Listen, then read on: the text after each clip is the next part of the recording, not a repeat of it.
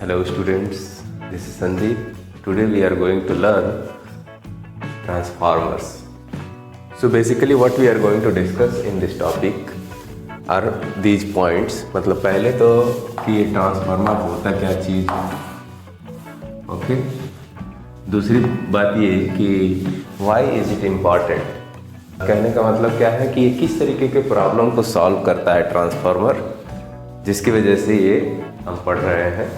I mean that makes why it is important, the kind of problem it solves. And the third point is कि ये काम कैसे करता है ना. तो कैसे काम करता है उसके बारे में डिस्कस करके, एंड कितने तरीके का ये ट्रांसफार्मर होता है that we will discuss.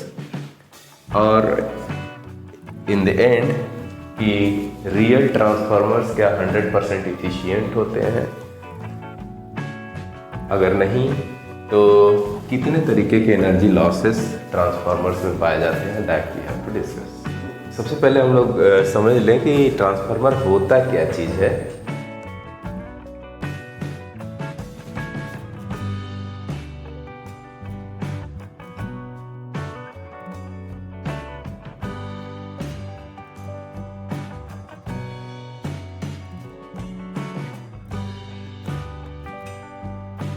To change कहने का मतलब है क्या, इसी टू चेंज को कहते हैं हम लोग ट्रांसफॉर्म. तो ट्रांसफार्मर एक स्टैटिक डिवाइस है. स्टैटिक डिवाइस कहने का मतलब क्या है कि इसमें कोई भी मूविंग पार्ट नहीं होता है. तो a static device which is used to change AC voltage to a lower value और higher value of voltage. Ideally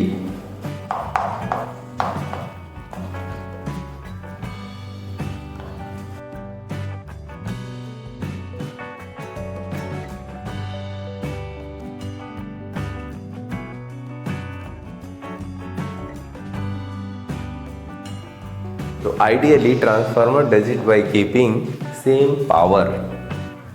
तो सेम पावर रखते हुए ये करता क्या है, अगर मान लीजिए ये हमारा ट्रांसफार्मर है,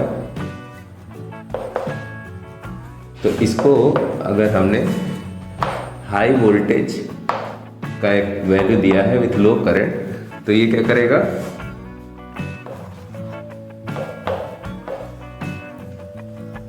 ये कर सकता है इस हायर वैल्यू वाले वोल्टेज को, ठीक है, एसी वोल्टेज होना चाहिए, ठीक है, लो वोल्टेज में बदल सकता है.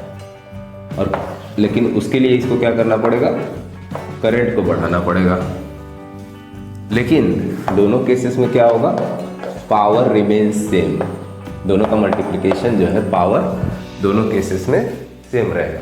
तो ट्रांसफार्मर बेसिकली करता क्या है, हमारा हाई वोल्टेज को लो वोल्टेज में और लो वोल्टेज को हाई वोल्टेज में कन्वर्ट कर सकता है डिपेंडिंग ऑन द रिक्वायरमेंट.